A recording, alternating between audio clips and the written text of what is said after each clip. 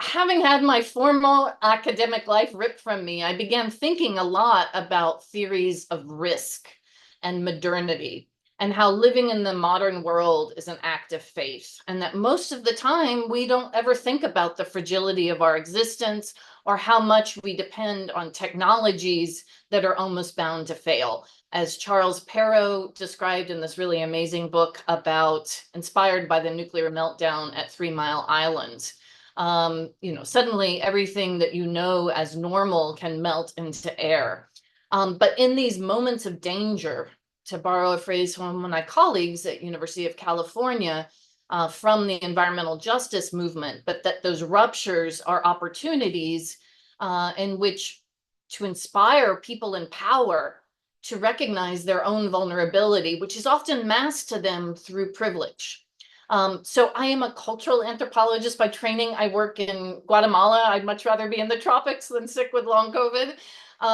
But one of my favorite words in the Mayan language is katonk, which basically means, in one word, that what goes around comes around, so that you should do unto others as they would have you do unto you, from the Bible, or as Native American political prisoner said, the more the injustice you allow against others will come back to against you, or in the simple word of karma. And for certain, I'm a cancer survivor. I've been tracking for years. I know, cancer does not follow privilege, right? There are clumps of cases in cancer villages in China, but it can also come for the tech CEO who manages that supply chain of iPhones to those cancer villages. It can hit billionaire Koch brothers who made their fortunes out of the petrochemical industry, but those petrochemicals came back and were likely part of their cause of cancer. And even, right, the Princess of Wales and the King of England can get cancer. So also, it was hard not to notice in the early part of the pandemic, the famous people, particularly wealthy, powerful white men who were falling ill. So COVID did not heed privilege. Tom Hanks got infected. There was a big deal about that here in the United States. Chris Cuomo, the news anchor of CNN,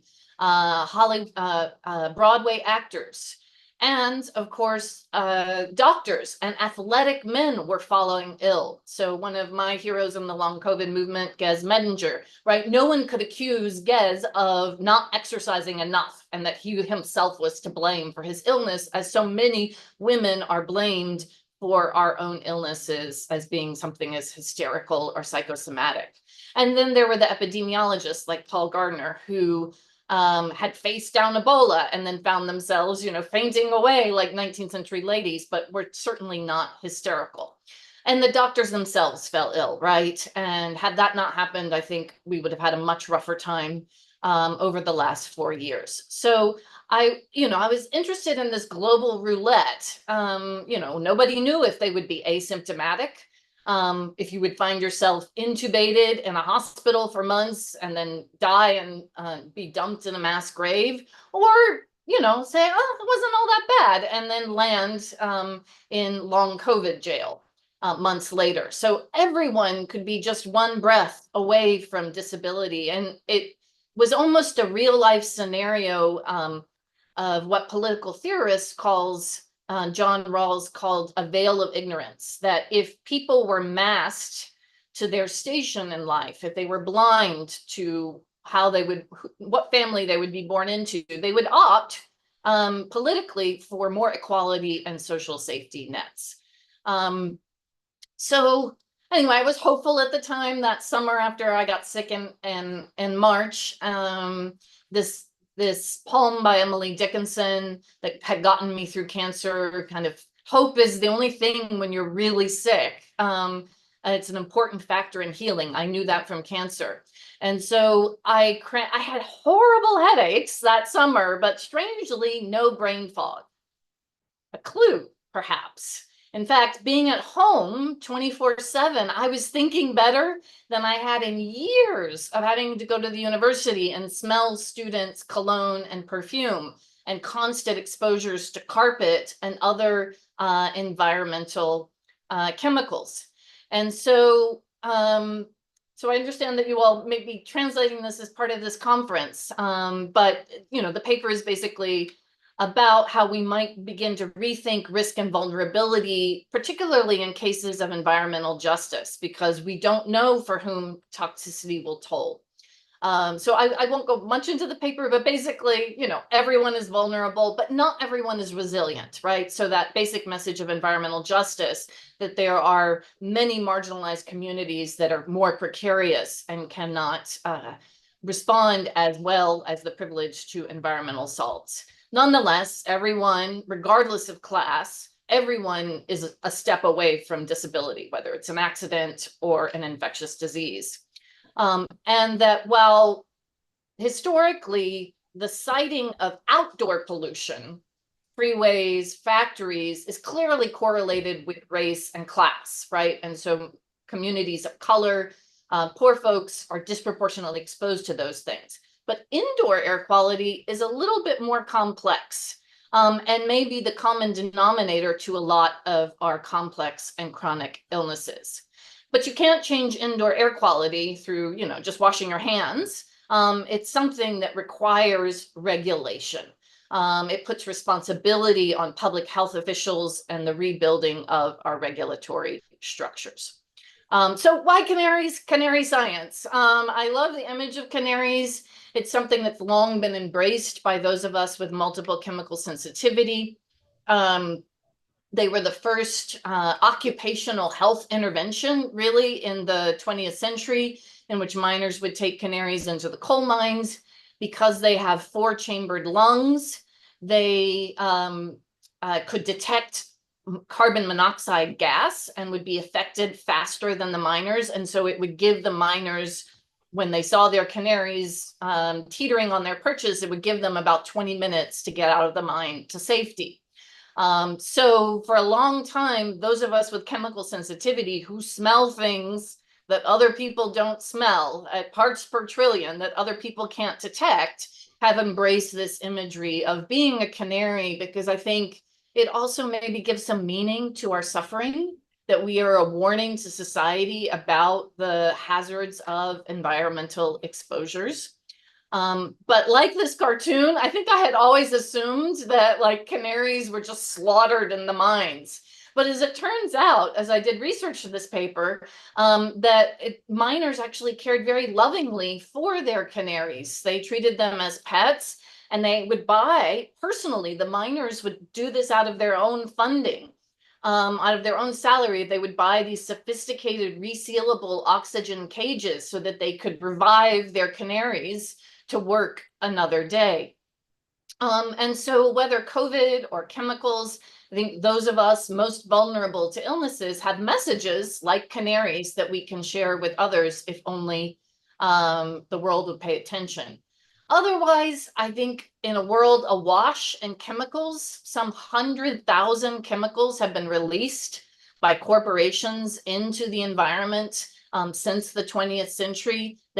Mad chemists add another 700 to 800 chemicals every year.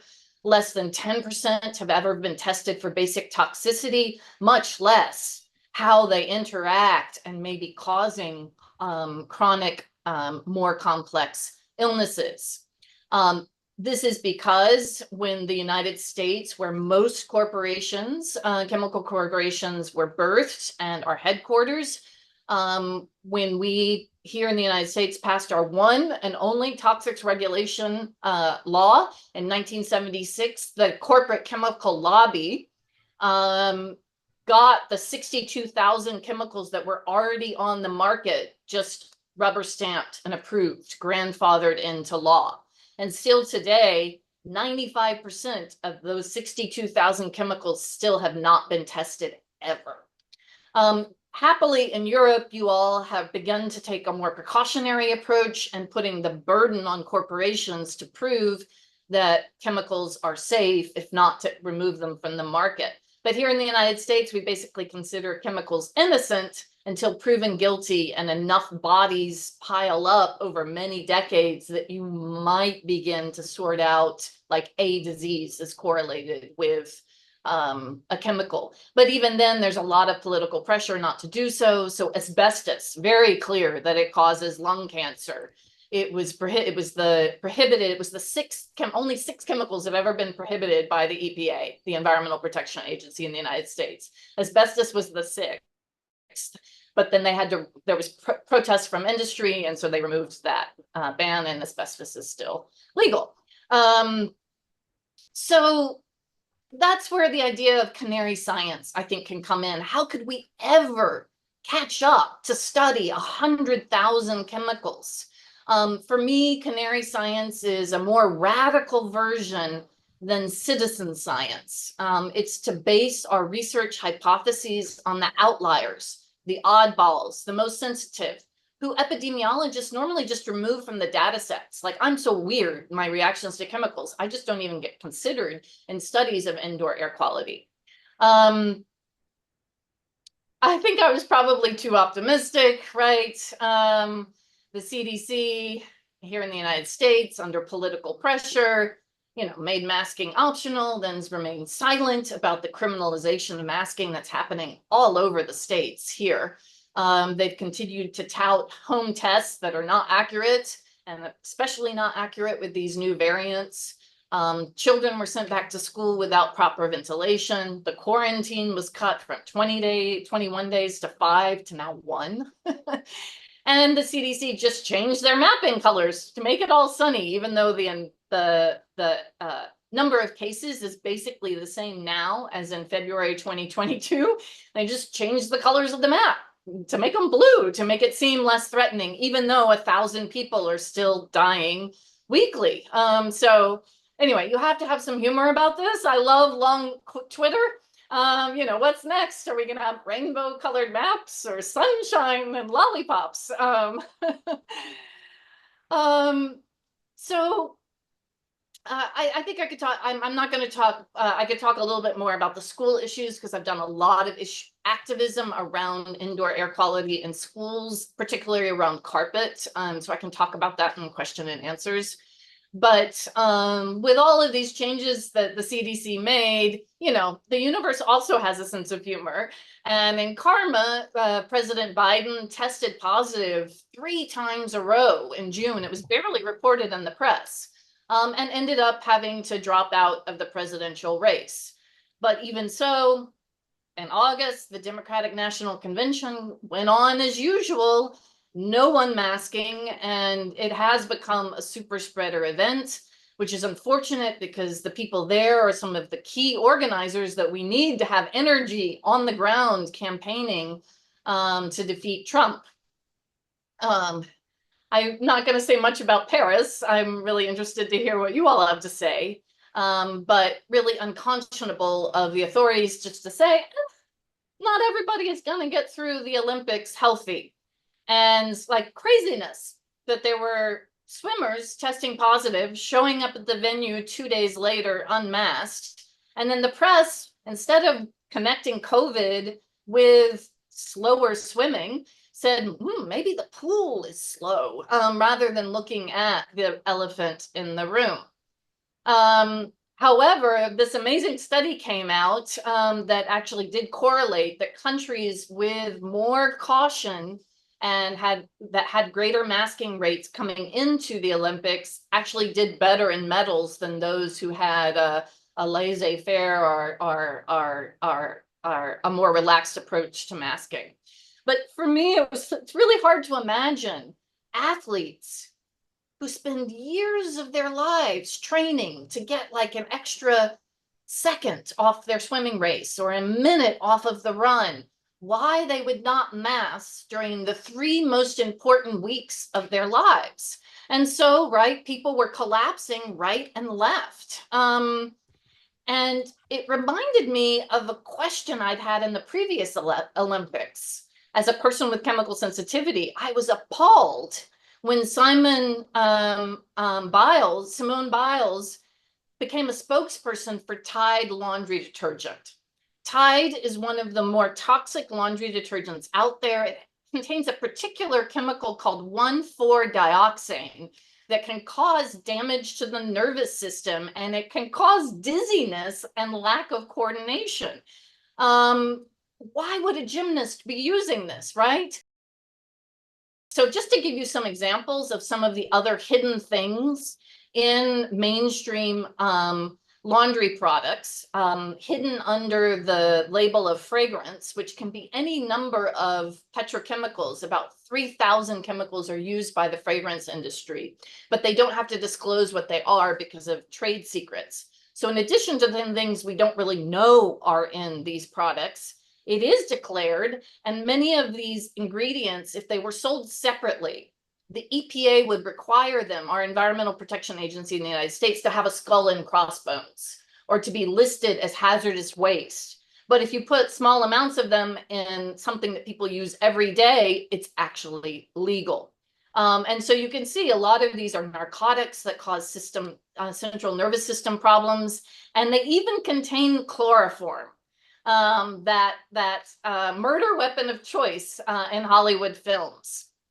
So besides Tide laundry detergent, Procter & Gamble Corporation also owns Downy, that aggressively markets their product to babies, to mothers, that this will make their laundry soft for their babies. I think in Europe, it's called Lenore.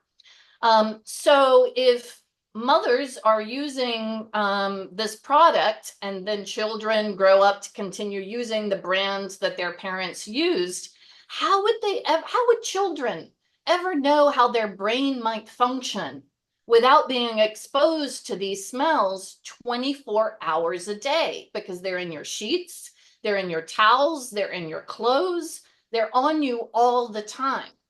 My mother used Tide detergent growing up, and I was always a clumsy child. I would break things. When I stopped using Tide, when I began to learn about these things, I wasn't clumsy anymore. I was actually very graceful. So a clue about the chronic effects of something so everyday as laundry detergent. So I think I'm going to skip over another industry that is a passion of mine, carpet, that's everywhere and incredibly toxic. And it's actually an interesting story that ties back to indoor air quality. But in my work in fighting against carpet at my own universities and in my daughter's public school, I birthed this canary because I think we have to have a sense of humor to raise awareness about toxic issues. Because it's very easy to otherwise just kind of glaze over. They're complicated chemicals. So in my canary activism as Professor Canary, I've had some success in getting our university and my daughter's school system to ban fragrances and cleaning chemicals, to ban carpet, to prohibit air fresheners, to put in air filters. And in that activism and talking to the public and being vulnerable about my own problems with chemicals, I'm suddenly like hearing these amazing stories. Like as an anthropologist, I'd much rather be in Guatemala in the rainforest, back in the villages, but I am doing anthropological ethnographic work again and hearing these stories as people respond to my own vulnerabilities. When the pandemic hit, I was so impressed by the ways in which so many intersectional illnesses mobilized to raise awareness about their diseases. And I particularly want to thank the ME/CFS community that warned all of us about the harm of exercise and that you could not exercise your way out of long COVID. Unfortunately, my own disease group, multiple chemical sensitivity, we really have remained kind of silent and kind of missed this opportunity. I think it's partly because so many of us were already trapped in our own homes, and we all wear masks when we go into public. We've been doing this for years, people even wearing respirators. And so just very disproportionately fewer people in the MCS community, I think, got infected. But we do understand those shared experiences of medical gaslighting of complex chronic illnesses. I'm really excited about the patient-led revolution that's underway. I just read this wonderful book by Susanna Fox called Rebel Health, about how those of us with these illnesses, complex chronic illnesses, have to become medical vigilantes just to figure out what's going on with our bodies. It begins at the individual level, right? Trying to figure out, like, what is it that's making us sick, right? Going on to groups on Facebook or Twitter, asking, does anyone else have this, strange symptom? And then she says, but to really solve these problems, we need networkers who start to find those patterns of all of the individual testimonies. And in long COVID, we had pharmacists and epidemiologists who were sick. And I have to really thank this one pharmacist who started using the poll feature in Facebook. And it was really those recommendations of what people were using and finding the herbs that were helping them, that how I got better was basically from this woman's networking. And then there are we need solvers. We need the scientists doing this research. And again, more heroes in the long COVID story. Professor Iwasaki from Yale, who actually named her clinical research the Listen Study, because she wanted to really understand the insights of patients themselves. But to do that kind of research, we need more resources. And so any illness needs champions, people who will marshal resources for a cure. And in all of this, here in the United States, Bernie Sanders has been a champion for people with chronic illnesses since the 1980s. Some of his constituents were sickened by carpet, and he held hearings about the carpet industry in the 1990s. And then as people began to get chemical sensitivity, and the corporations had a marketing campaign to paint us as hysterical or psychosomatic, he actually got a definition of multiple chemical sensitivity written into the congressional record. When he ran for president, he talked about mold on the campaign trail. And then this past year led hearings in the US Congress on long COVID, and has proposed a $10 billion bill to do research into long COVID that joins patient insights with studies. So I love Bernie Sanders. I named my own canary. This is my pet canary I got in the pandemic. He kind of looks like Bernie Sanders, the hair. Anyway, Bernie is a hero. So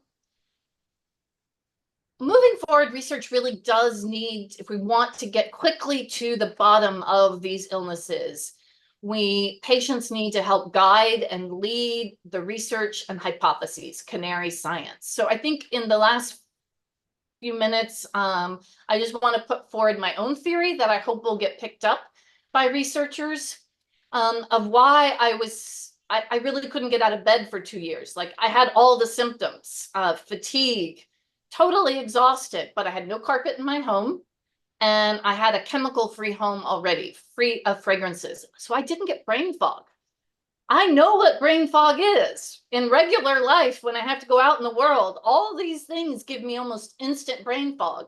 Carpet, melamine furniture, candles, air fresheners, people's laundry detergents, my own experience of chemotherapy, all definitely give me brain fog. It's almost immediate. And so I began to wonder, are long haulers who've been stuck in their homes being sickened by chemicals in their homes that they may have previously tolerated, but after the whole body assault of COVID, right, it's a vascular disease, it affects every organ of the body, that things in their built environment, whether mold, carpet, formaldehyde coming from furnishings or the building itself, or fragrances that people are voluntarily using in their home. It's estimated 98% of people living in industrialized countries use at least one synthetic fragrance in their personal care products. So it's on their bodies every day. And so when is the last time those people who are ill, stuck in their homes, have smelled fresh air? So the person that's put this forward is an allergist named Claudia Miller, who read my Canary Science paper and cold called me in the pandemic. And so we've become friends. But she's famous she's a hero amongst those of us with chemical sensitivity because she's changed the definition.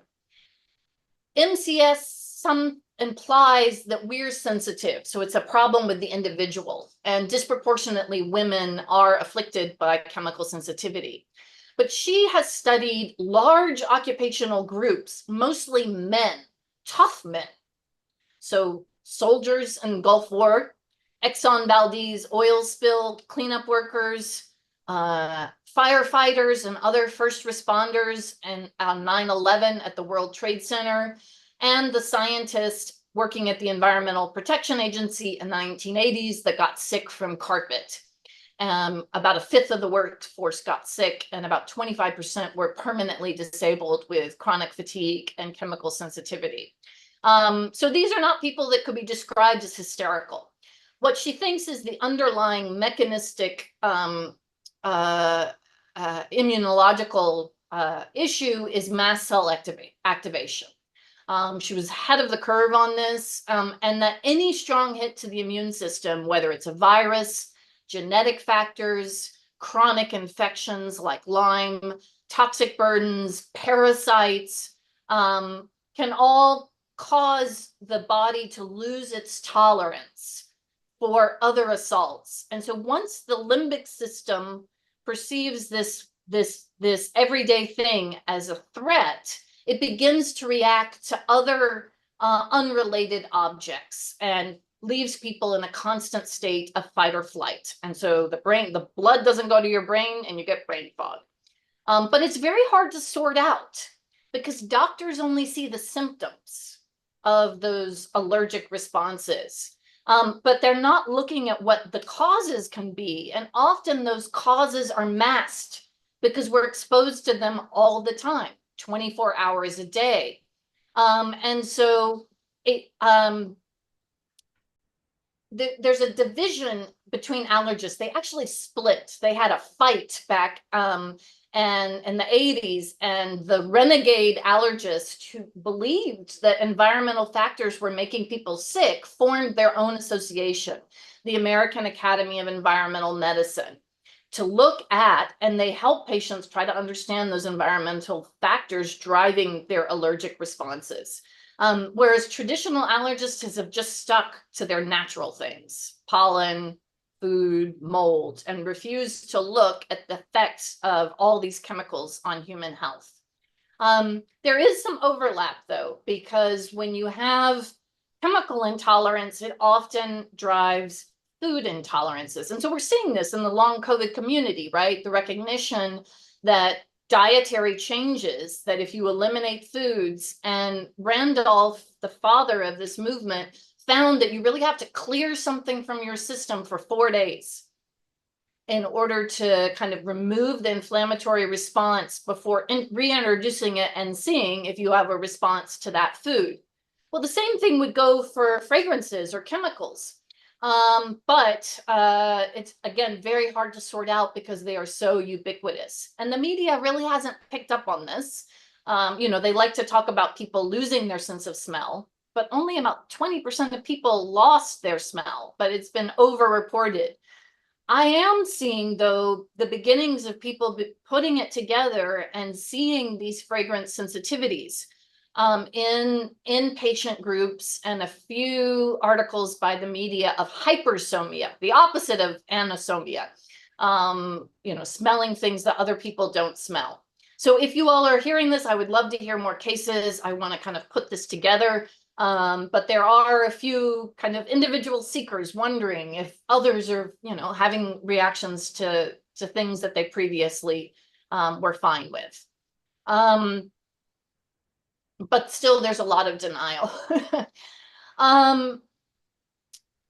Another hero in the chemical sensitivity community is this air quality engineer, Anne Steinemann from Australia.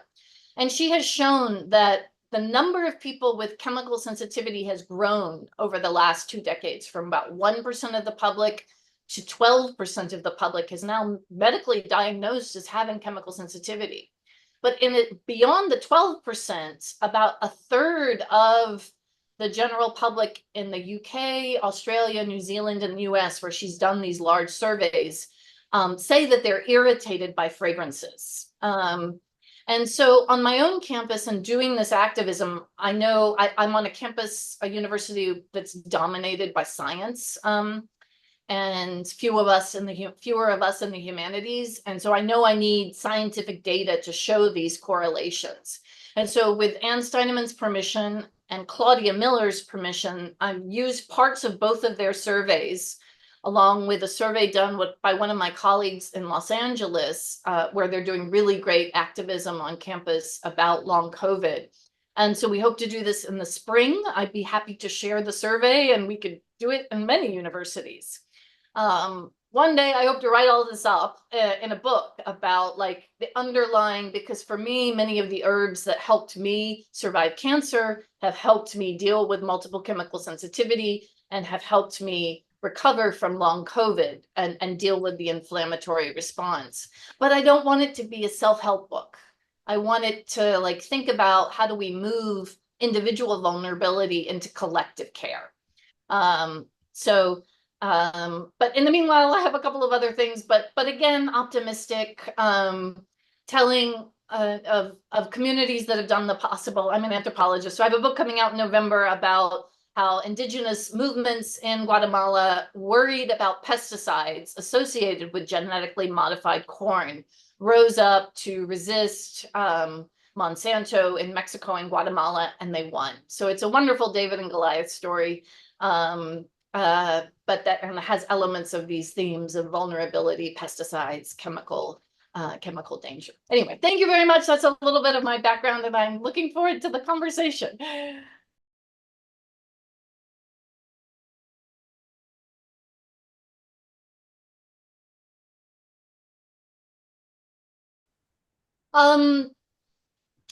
Well, I think I summarized it fast, but it was 3 very difficult years. It was less easy than I make it appear. The schools here are governed by a board of trustees that are elected from the public. But my school board painted me as crazy. In fact, they would bring police officers to their meetings, like that I was somehow going to attack. I mean, I'm like pretty frail and thin. And so I played the long game. I actually I voted them out of office. I recruited people to run for the school board who cared about these issues. And our board of 7 school trustees, 6 of them now are environmentalists. But it took some time to do that. And then we had a mandate and were able to move forward with policies. And I recruited, interestingly, a toxicologist. When I first went to the toxicology department to see if I could find an ally, I was nervous. I thought they would laugh at me because in old-fashioned toxicology, the dose is the poison, right? That's the saying. But I discovered that many of these scientists have been sensitized by the chemicals in their own laboratory, and that they themselves are also fragrance sensitive. And so I made an ally, an old white bearded toxicologist who goes with me to meetings. And so I'm the passionate, charismatic, vulnerable one. And I tell the social story. And then he sits next to me and says, yes, she has the science right. And it's just like 1-2 punch. So it has been very helpful. I also try in all of my activism, I collect the stories about how I am willing to, as they say in English, to hit below the belt. So I talk about what fragrances are doing to testosterone, what they're doing to sperm count. I am very willing to make men uncomfortable. And there have been a series of studies showing, right, we've seen this, that COVID hits sperm count and it is causing reproductive disorders. Yeah, men may not care about how it's affecting their wives, but if it affects their sperm, that's a different message. So I guess in all things, I try to figure out like how to talk to those old white men in power about what makes them uncomfortable.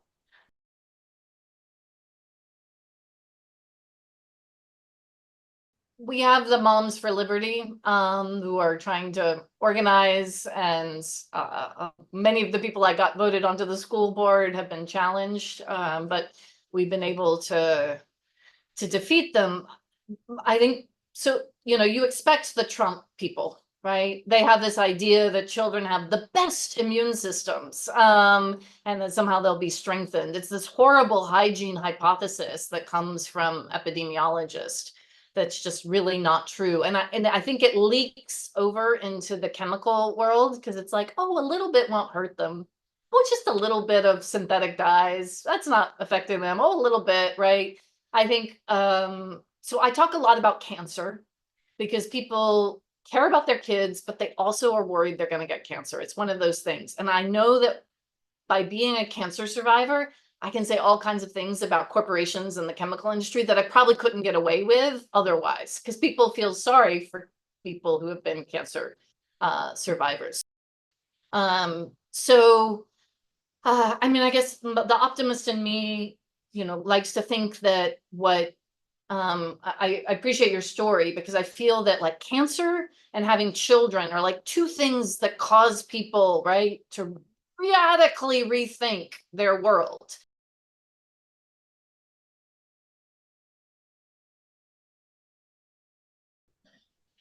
Yes, I mean, I recently had a cancer scare, and I went into the cancer clinic that I hadn't been in years, and nobody was wearing a mask. And this is a place where you have folks receiving chemotherapy who have to knock out their immune systems. I mean, just it's horrific. The indifference. It's hard to understand, um, of the doctors who went through the crisis, who were on the front lines, who saw everything, how they can stop wearing masks.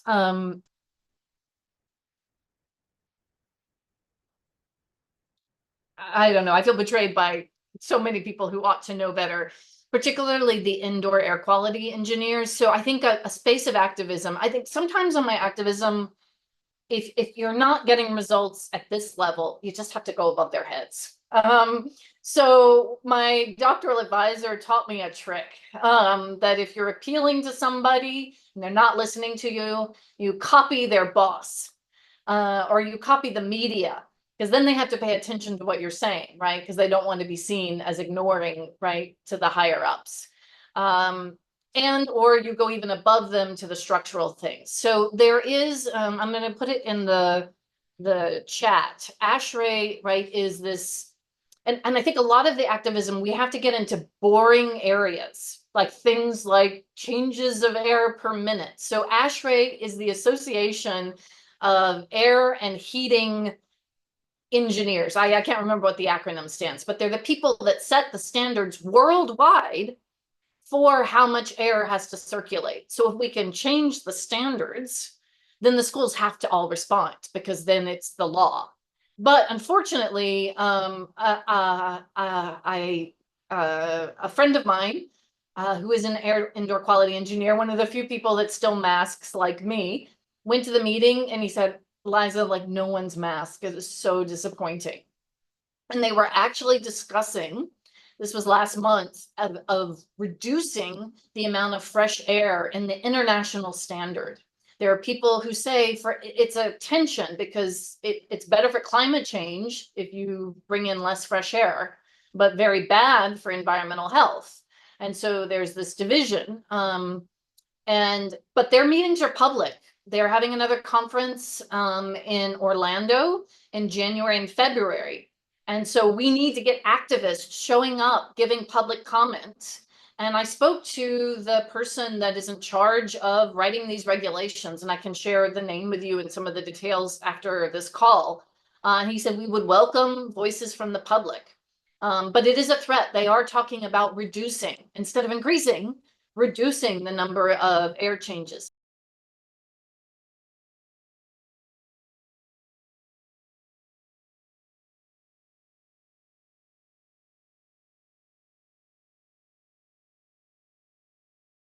So there's a book called The Circle of Poison, Okay. By Weir and Shapiro. It was written in the 1970s, and unfortunately, it's still one of the most relevant books today that clearly shows how chemicals banned in Europe and the United States can still be exported to the global South, Okay. but they come back to us on the fruits and Mhm. vegetables that are Yeah. imported in a circle of poison. So Jimmy Carter in the United States briefly banned that practice at the end of his presidency by executive order, but then Ronald Reagan came in and it's continued to the present. So I saw these pesticides in Guatemala. I was exposed to these pesticides in Guatemala. That's probably how I got cancer at age 35. And the case that I'm writing about in Mexico and Guatemala around Roundup, around glyphosate, I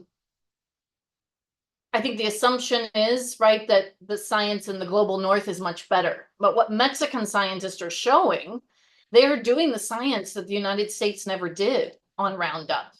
And they are showing that it has an effect on the microbiome, that it has an effect on children, and that children have been disproportionately high levels of Roundup in their system, even if they don't belong to farming communities. And that the Roundup is showing up in tortillas, which is like the national dish, right? It's a symbol of pride, like the baguette, right? You know, you don't mess with people's tortillas in Mexico or Guatemala. And so it's really exciting to see and uplift that science. So my book is about indigenous movements, but as an anthropologist, I think our role as allies in decolonial movements is that we have to study up and look at the forces of power, how they're affecting indigenous peoples. And so a lot of that is really boring. I had to train myself to be an expert in trade law because the US is now challenging Mexico's ban on glyphosate and the import of genetically modified corn under the basis of the North America Free Trade Agreement that says that no country in the trade agreement can, once a chemical product has been approved in the global north and the global south, you literally can't then use new science to outlaw that chemical. So Mexico, the US has sued Mexico over this, and it is now being decided by a panel of 3 people.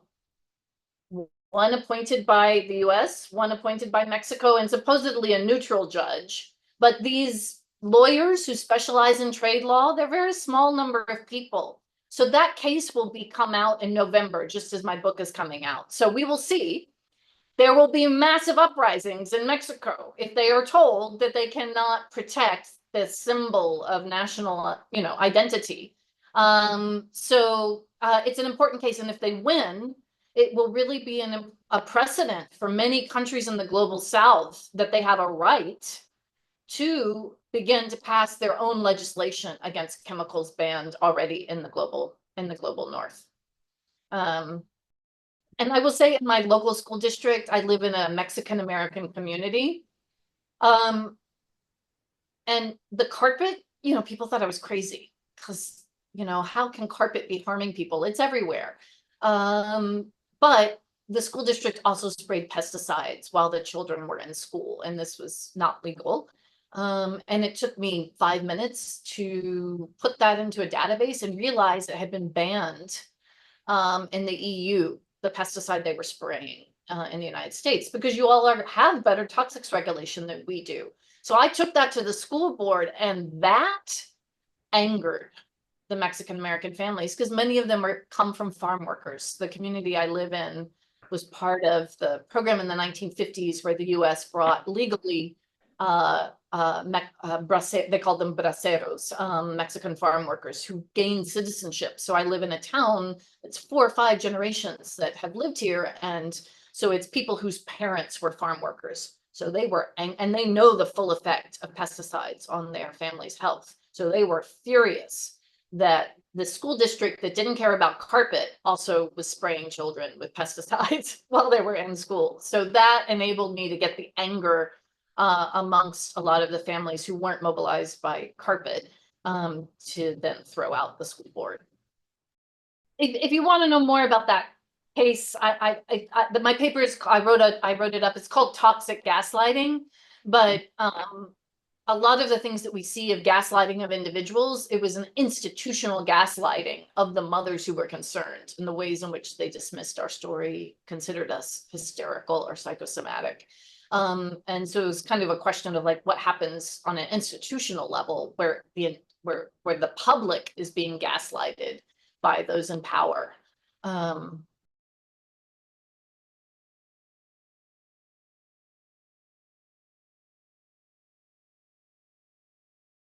Yeah, I mean, for me, I know I can't go to the doctor really. I get ill because they use fragrance cleaning chemicals.